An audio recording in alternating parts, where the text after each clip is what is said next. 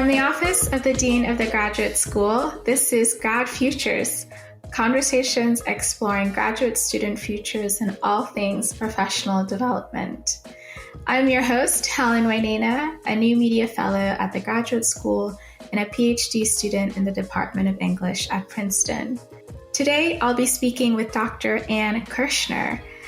Ann Kirschner is a university professor at the City University of New York and a faculty fellow at the Futures Initiative at the CUNY Graduate Center. She teaches a seminar on the future of work, looking at the history of disruption, the dignity of work, current trends in technology, demographics, and globalization. Ann is an entrepreneur and a veteran of 4 startups. She was the first digital strategist for the National Football League, where she launched NFL.com and SuperBowl.com. She also co-founded Fathom with Columbia University, London School of Economics, the University of Chicago, and other leading institutions. In addition, Ann is the author of Salah's Gift, My Mother's Holocaust Story, and Lady at the OK Corral, The True Story of Josephine Marcus Earp. She has a long and fruitful connection to Princeton, a graduate of Princeton's English Ph.D. program, and more recently completing a term as a university trustee and co-chair of the Dean's Leadership Council at the graduate school. Ann, welcome to the podcast. Thank you. It's a pleasure to be here. That is an incredibly rich and diverse career path that you've had. I wonder if you could just give us a little overview of the trajectory you've had from the time that you completed your PhD at Princeton to your current work now.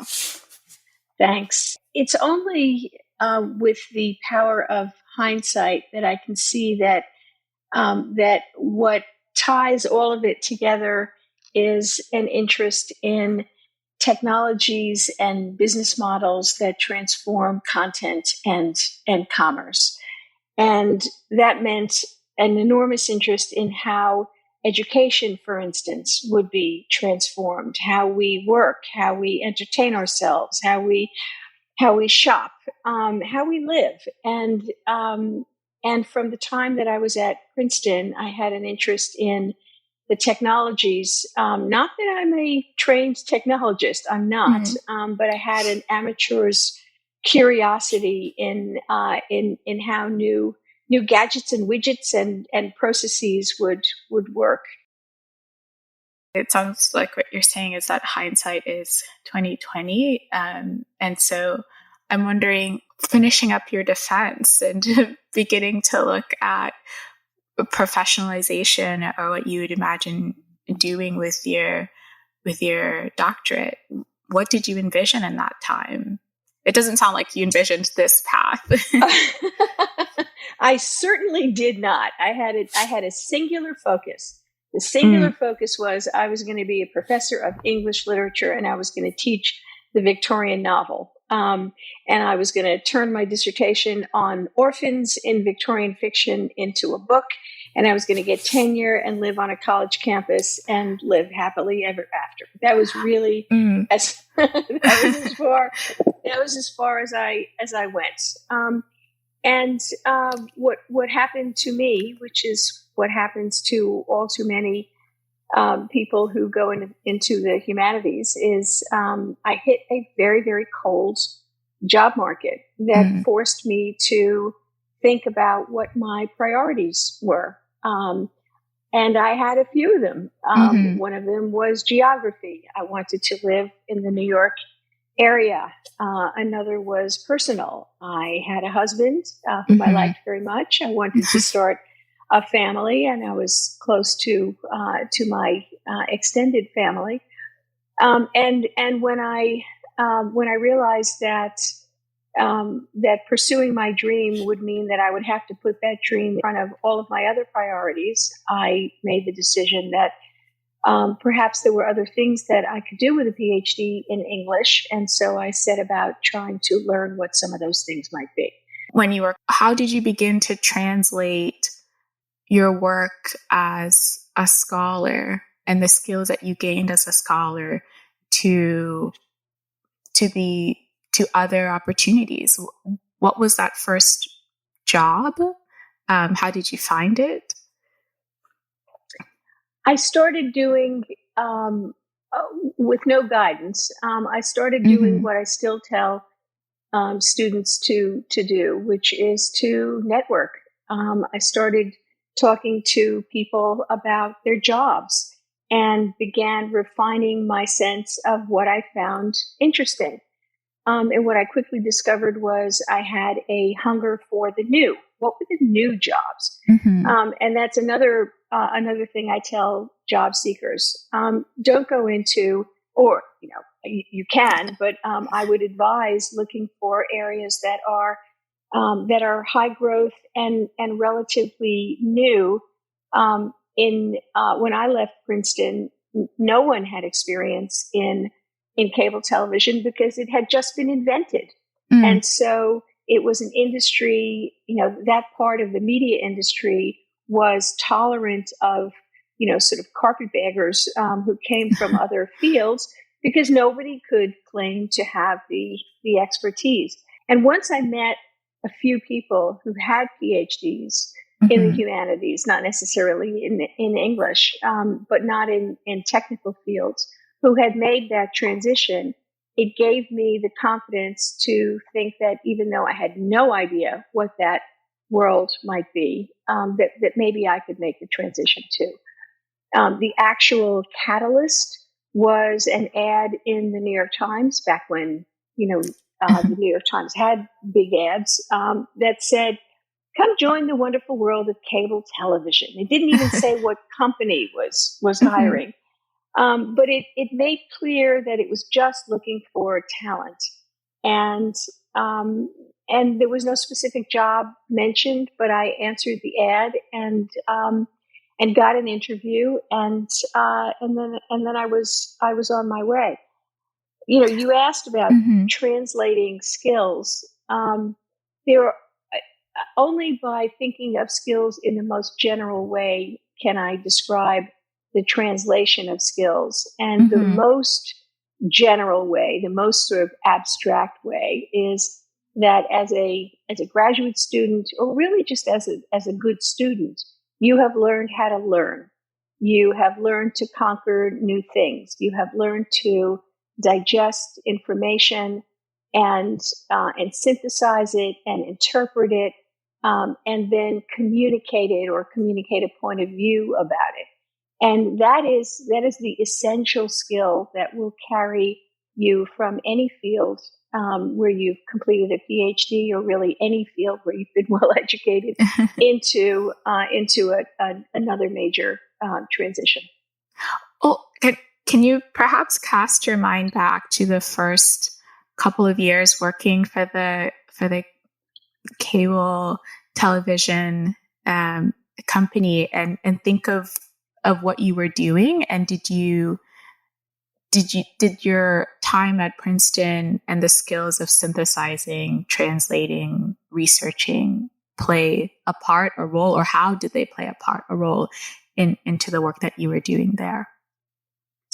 They played a positive role, and then in some ways a negative role. The positive role was through pure dumb luck.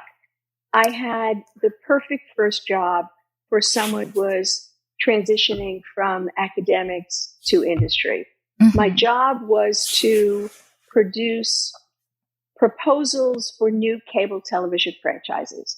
And what that meant was basically producing a kind of a dissertation, a big white paper that covered everything from the programming that would be on the cable television system, to the technology that would be used, to the financial plan and the return on investment, and the community organizing that would make it successful, the marketing plan, really every aspect of a business. So it was like taking an MBA, an applied MBA, and it was really a perfect first job. So I was very lucky there. And my graduate school training gave me the confidence to ask probing questions, to not be afraid when I didn't know the answer. And of course, I didn't know how to read a spreadsheet. I didn't know what an ROI was. I didn't watch television. I was very proud that I didn't watch television. And here I was, writing programming plans. So, I went into it knowing that I was ignorant and not being particularly afraid of my own ignorance. And, having no one knew really that I had a PhD, but I knew. And so it kind of, gave me like a secret superpower that I felt that I had. I saw that it was off-putting to some people, or, did I have interests that were so divergent from theirs? And it wasn't a positive. So it wasn't as if I hid it. I didn't actively hide it, but it wasn't, there were very few opportunities where I could say, well, if you know Dorothea Brooke from Middlemarch, you'll know that, there was no opportunity to do things like that. So again, I didn't hide it, but it wasn't, it wasn't a leading indicator of my success there. Is that still the case in terms of students who are graduating now? Is it something employers in the perspective of seeing someone as overqualified? I think you have to be careful about that, but I would never counsel someone to, let's say, leave it off a resume. I think what you have to do is to be really clear that you are interested in the challenge represented by this new opportunity. And that you are, that there's an authentic commitment there. Not that you're secretly pining for a tenure track position. Because, especially these days, all nice jobs are highly competitive. And if an employer feels like you're a short termer, then it doesn't advance your candidacy. So I think I would just be aware of some of the attitudes that it may engender. But you're going to find plenty of managers who are hiring for jobs who were themselves history majors or sociology majors or English majors, and will find it delightful that you know what you know, as long as you also demonstrate that you're very, very excited about what it is they do. I would encourage graduate students to think about doing a dissertation that couldn't have been done all those years ago. We live in such a different world. Our knowledge base is so broad, so diverse, so interesting. And the walls between the university and the outside world are getting more porous all the time. And I, for one, do not see that as a negative. I see it as a positive, because I believe in the university's power to help address society's greatest needs, the greatest challenges, the need for more social justice in the world. So I would say that if I were doing it all over again, I would want to say, what is it about my dissertation in the year 2022 that couldn't have been done before, that will genuinely break new ground, advance the field, and address some challenge that I will always feel is worth addressing. So, maybe that's too, I don't know, is that setting too high a bar? You're going to spend 4 years, 5 years, 6 years at Princeton. And, you're surrounded by these great minds in so many different areas. To limit it to same old. I would be talking to myself, in today's terms, and saying, "Come on, young grasshopper, think of this in new ways." I suppose as a mentor, as someone who has guided graduate students into thinking of their academic endeavors and the quote unquote real world, of thinking of that as more porous. What have you found to be illuminating in those conversations? Like, what is it that allows a graduate student to sort of start to think more expansively? The number one thing that encourages a graduate student to think more expansively is the reality of what's going to happen when they go on the job market. There's nothing, nothing sharpens the mind more than, hunger and the need to pay the rent. And I just would say, and have said time and time again, this is not a tragedy. It is, it's too bad if you have kept your nose to the grindstone so much that you didn't know this was going to happen. But now that it's happened, face it, figure out what you know and what you love, because there are so many areas to work in these days that are, I just find them tremendously exciting. So when I left Princeton, it was basically, here's your hat, what's your hurry? A sense that where I was going, they couldn't help me. It was really like, I had announced I was leaving the priesthood or something. And there was nothing that they could do for me that they could see. And so it was, kind of on my own. When I think of the enormous efforts and resources and smart strategies that Grad Futures has put forth, I'm just immensely proud of Princeton's leadership in this area. And, not to say we shouldn't be producing PhDs in the humanities. The world needs PhDs in the humanities. They just don't need them all in the classroom in tenure track positions. So let's recognize the value of what we teach and what we learn, and let's find ways to utilize that knowledge in new ways. Higher education is undergoing a transformation which it will not fully recover from. We're not going back to pre-pandemic situations in any way. Mm-hmm. And the number of students who are going to attend college is decreasing. The competition in providing credentials is increasing.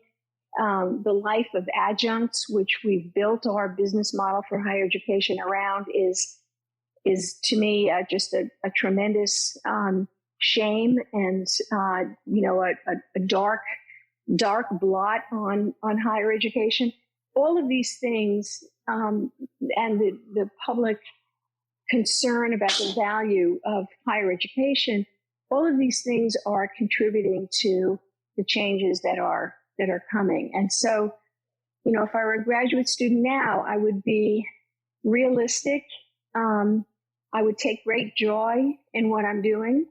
And I would have very wide peripheral vision as far as what was happening in the rest of the world and how I might contribute to that. I mean, you brought up a couple of really key things. I think you talked a little bit about the value of what you know and how you know it. The difficult work of bringing that to the forefront in a system perhaps that doesn't always value its workers. Can you say something about the dignity of work and how graduate students can participate in that? It cannot be that the sole best use of your knowledge, your experience, is work without dignity, work without a bright future. You've gotten this far, and settling for grim circumstances. And I'm not really talking about Princeton per se here, but the overwhelming majority of institutions in the United States, large public institutions that, where 50, 60, 70% of the classes will be taught by adjuncts and not by tenured professors. So I guess the moral of the story is don't sell yourself short. If you love teaching above all else, and you're financially secure, you're independently wealthy, then maybe being an adjunct is a great thing. I believe that the future professoriate is going to be defined in lots of different ways. And I don't think tenure track and adjunct are going to be sort of the definitions of how we see the faculty. And you're already beginning to see it with faculty who have joint appointments, either in industry or in research areas or in foundations that relate to their work. You're seeing it in practitioners, particularly in technology, who also want to teach. And so I think that these changes are good. These changes can be very positive things. If we find ways for people to blend their interests, and break down some of those categories, and get over the idea that, tenure track appointments and then getting to that great tenure star in the sky is the be all and end all. I think we will have improved. We'll have improved the profession, and I think we will also have to find ways for faculty to put students and their success at the center of the equation. I'd appreciate to hear from you as a kind of model. How have you been able to synthesize and apply your experiences as someone who's been an entrepreneur, an author, an educator? Perhaps you can model some of that for us here too. I'll take an example from the NFL. The first time when I first went to the NFL, it was to start a satellite television service to deliver all the out-of-market games. So you could be in New York and watch the games from California, and not just if you had moved from California to New York and you couldn't watch your favorite team, you were frustrated. So we created NFL Sunday Ticket, and it was a huge success and remains a big success. The first time I went to a football game was when I was at the NFL. I'd never gone to a football game before. Mm-hmm. And I happened to be at the press box, and I could see a team of two people sitting right on the 50-yard line, and one had binoculars and was calling the game, literally play by play, and the person sitting next to him was typing whatever he said. And so, so-and-so throws for 20 yards, and so-and-so catches, or so-and-so gets sacked, or, whatever. The whole narrative of the game was being told and put into this computer. And so this is 1995, I guess, or so. And I asked them what they did with that when the game was over. What happened to all that information? And they said, we upload it to the league office. Mm-hmm. And we don't actually know what they use it for, but all that information goes to the league office. And so I thought to myself, if you love football, wouldn't you love to have all of that data on an aggregated basis, so that if Steve Young just threw 10 yards, how does that change his life-to-date statistics? What does it tell you about the story of the game at an in-depth level that somebody who's really interested in it, somebody who's really wonky about football would find interesting, and what would it mean if we put that out in real time? And that was the spark for what eventually became the first live play-by-play, not only that the NFL did, but that any sports league did. And in order to make that real, I had to tell a story.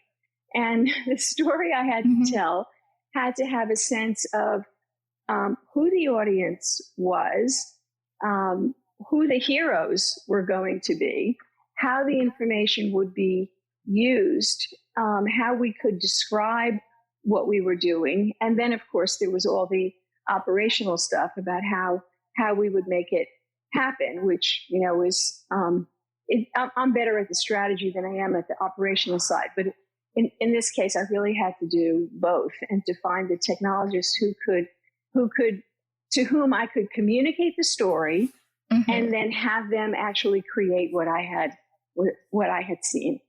And I think being a graduate student made me a very careful observer of behavior, of interests, of passions, even though it wasn't my passion, but I could see it in other people. So there's kind of a cast of characters that gets developed. Every business has a story, and every brand.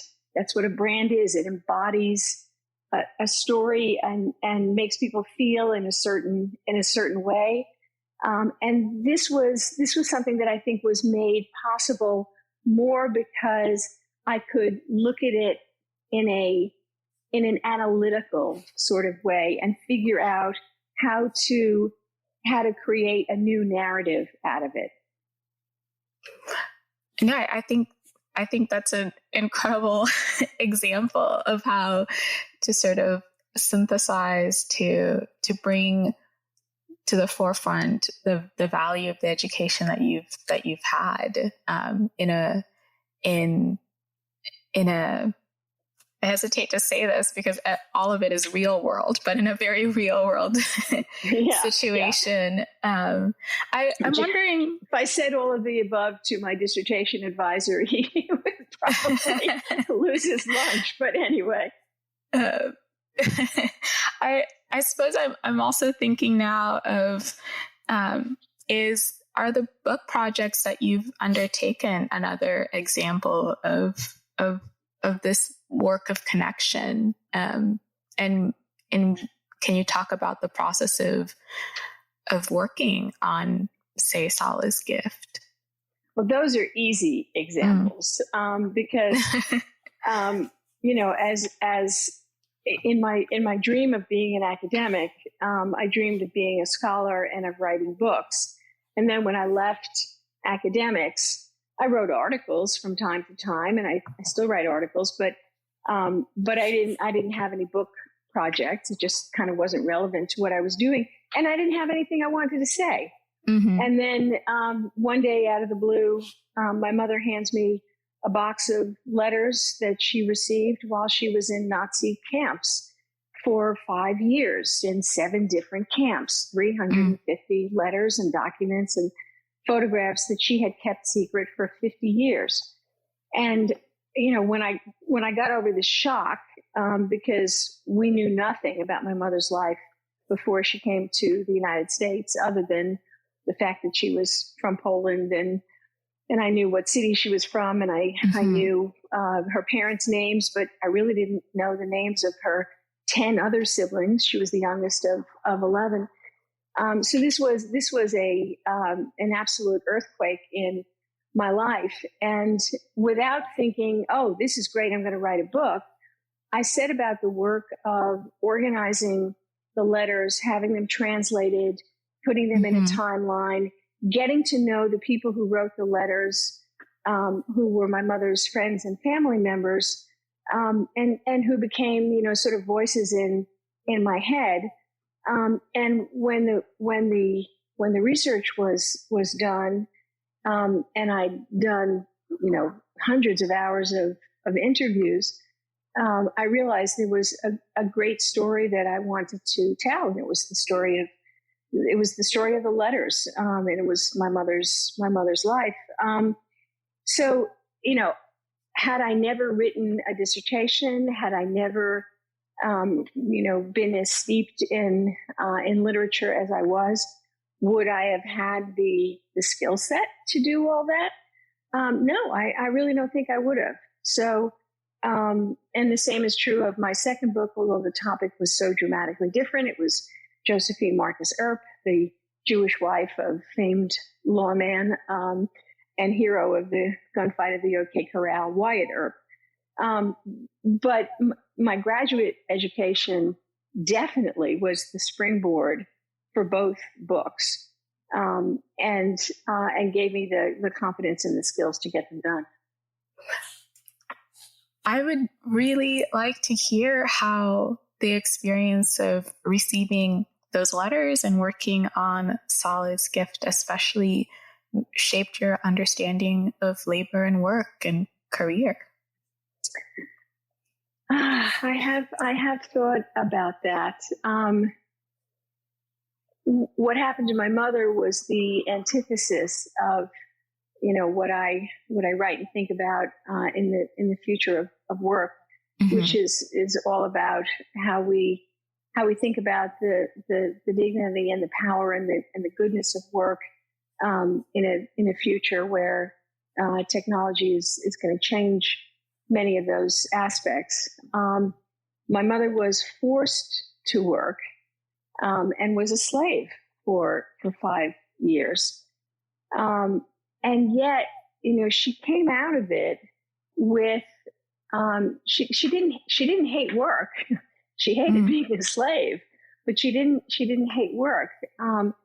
And while we were young, my brothers and I, my mother never worked, but then after we grew up, she actually took a job in a factory near where she lived, and loved working with this group of women in this very small factory, and had a tremendous sense of satisfaction out of it. So I think what I saw there were the extremes of slavery, and then work by choice, and how work by choice can answer some deep-seated need for community, for productivity, for gaining new knowledge, gaining new skills, and I think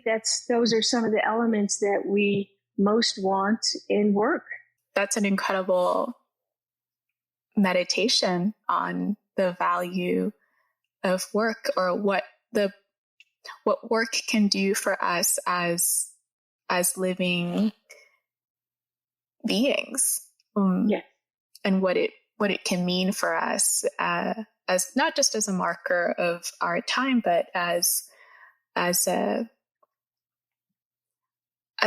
manifestation that we were here and that we lived and did more than just survive. When you think about the advances to come in the world, whether it's artificial intelligence or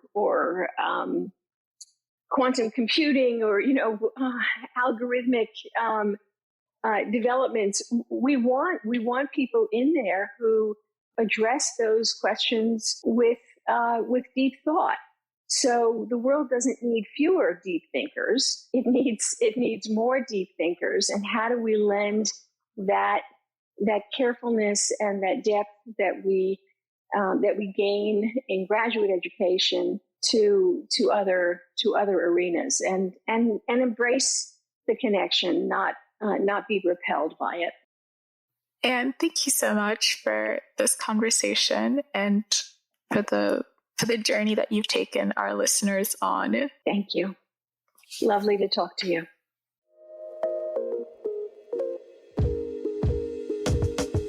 Wow. Thanks, Helen and Ann, for this wonderful conversation. I'm Eva Kubu, Associate Dean for Graduate Student Professional Development and Director of Grad Futures at Princeton University. Thank you to all of you for tuning in to our first episode of the Grad Futures podcast. We're planning to bring even more amazing guests like Ann Kirschner in upcoming episodes and to have wide-ranging conversations about professional development and graduate student futures, focused on offering a combination of inspirational and practical advice. After each episode, I will share a few reflections and proposed next steps for graduate students based on the advice from each of our guests. Today's guest, Ann Kirschner's innate curiosity led her to emerging fields and growth industries beyond academia, where she successfully translated her doctoral training in the humanities to drive innovation and meaningful change. Ann spoke of the porousness between industry and academia, and she successfully forged new trails and contributed her intellectual acumen and passion for technology within and beyond the academy. The future of work trends Ann touched on will certainly continue to widen the aperture of opportunity with myriad options and new possibilities for graduate students to explore. Being open to exploration and to intentionally building the interdisciplinary skills that are in high demand is key. Ultimately, Ann used her English Ph.D. to create new narratives and stories, not only for the businesses and institutions she's worked for and led, but as author of her own unique and diverse career story. Exploration, preparation, and translation are key themes in today's episode and are critical to gaining the professional clarity, competencies, connections, and confidence you need to position yourself well no matter what path you choose. Thank you for listening. Join us again for more inspiring and insightful conversations that empower graduate student futures. The Grad Futures podcast is hosted and executive produced by me, Helen Wainena, with audio engineering by Francine Henry. For more about Grad Futures and the podcast, please visit gradfutures.princeton.edu. Thank you for listening. Till next time.